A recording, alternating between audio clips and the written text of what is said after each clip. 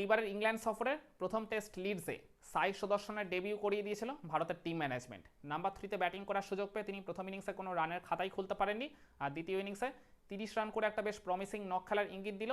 Unfortunately তিনি নিজের ইনিংসটাকে বড় করতে পারেননি, তবে কে এল রাহুলের সঙ্গে 66 রানের বেশ একটা ভাইটাল পার্টনারশিপ করে দিয়ে এসেছিলেন।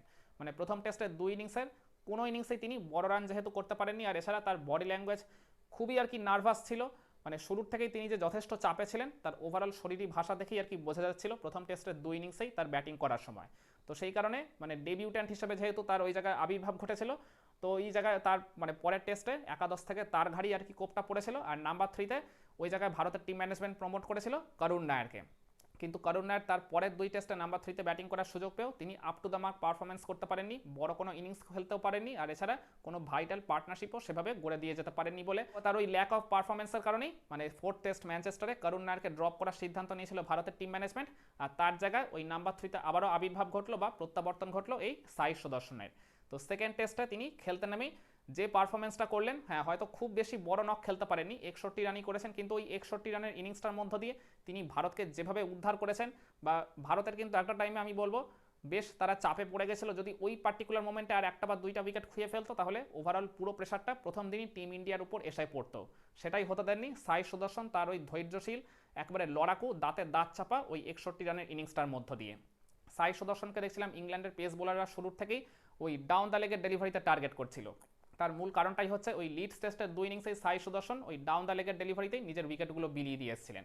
তো সেই কারণে দেখছিলাম বেন স্টোকস শুরুর থেকে ওই ডাউন দ্য লেগের ডেলিভারি ইচ্ছা করে যাচ্ছিলেন একটা পার্টিকুলার অ্যাঙ্গেল ক্রিয়েট করে, কিন্তু সাই সুদর্শন খুবই বুদ্ধিমত্তার সাথে দেখলাম ওগুলোকে সফট হ্যান্ডে আর কি মানে নেগোশিয়েট করছিলেন। খুবই মানে সতর্ক হয়ে তিনি ওই পার্টিকুলার মানে ডাউন দ্য লেগের ডেলিভারিগুলোকে লিভ করছিলেন, অথবা সফট হ্যান্ডে আর কি শটগুলো খেলছিলেন।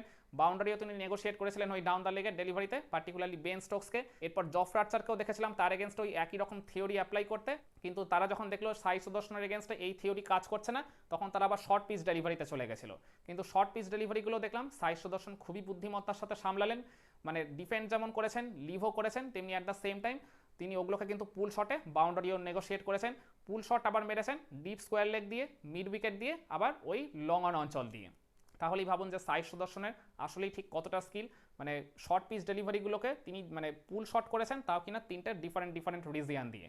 আর এরপর দেখলাম স্পিনার ওই লিয়াম ডসন তাকে সামনের দিকে বেশ কিছু আর কি লোভ দেখানোর ডেলিভারি দিচ্ছিল, ফ্লাইটের ডেলিভারি করছিল, কিন্তু সাই সুদর্শন দেখলাম খুবই বুদ্ধিমত্তার সাথে প্রথমে ওই ফ্লাইটের ডেলিভারিটাকে তিনি বটম হ্যান্ডে ওই কাভার অঞ্চল দিয়ে খুবই চমৎকারভাবে একটা বাউন্ডারিতে পাঠালেন। আর এরপর ওই লিয়াম ডসন তার এগেনস্টে কিন্তু অনেকগুলো চান্স ক্রিয়েট করার মতো ডেলিভারি করেছিলেন, খুবই ধৈর্য সহকারে তিনি কিন্তু সেগুলোকে মানে একটার পর একটা লিভও করছিলেন, আবার সলিড ডিফেন্স ওই জায়গায় দেখাচ্ছিলেন।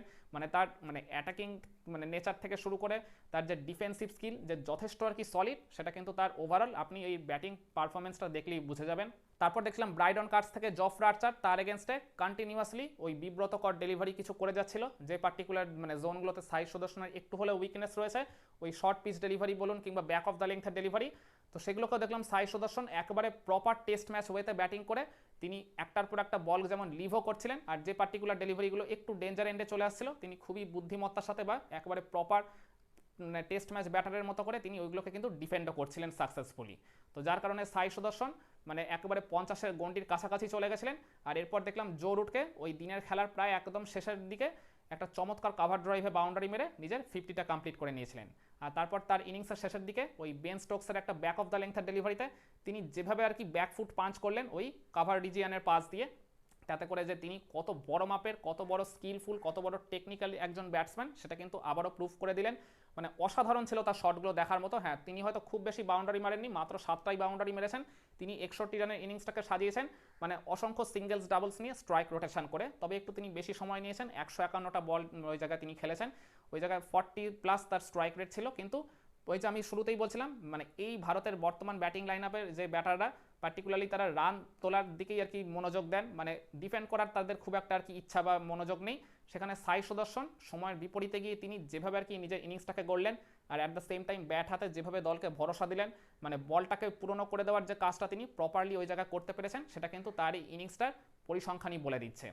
আর এছাড়া তিনি কিন্তু একটা মানে বেশ ভাইটাল পার্টনারশিপ গড়ে তুলেছিলেন ঋষভ পান্তের সাথে 72 রানে। পান্ত যদি আনফর্চুনেটলি ইঞ্জুরির কবলে পড়ে মাঠ ছেড়ে যদি বেরিয়ে না যেতেন, তাহলে ঋষভ পান্তের সাথে তার পার্টনারশিপটা হয়তো আরও বড় হতেই পারতো, ইভেন সেঞ্চুরি পার্টনারশিপও হয়ে যেতেই পারতো। হয়তোবা সাই সুদর্শন নট আউট থেকেও দিনের খেলাটা শেষ করতেই পারতেন যদি তিনি পান্তের সাথে ব্যাটিং করার সুযোগটা পেতেন, কিন্তু তারপরেও যাই হোক তিনি ওই শুভমান গিল কিংবা যশস্বী জয়সওয়ালের সাথেও 20+ রানের দুইটা ভাইটাল পার্টনারশিপ গড়ে দিয়ে গেছিলেন শুরুর দিকে। তো এই দুই ব্যাটার যদি সাই সুদর্শনকে একটু আর কি মানে তাকে সঙ্গ দিতে পারতেন, তাহলে মানে তাদের সাথেও জুটিগুলো আমার মনে হয় ডেফিনেটলি আরও বড় হতেই পারত।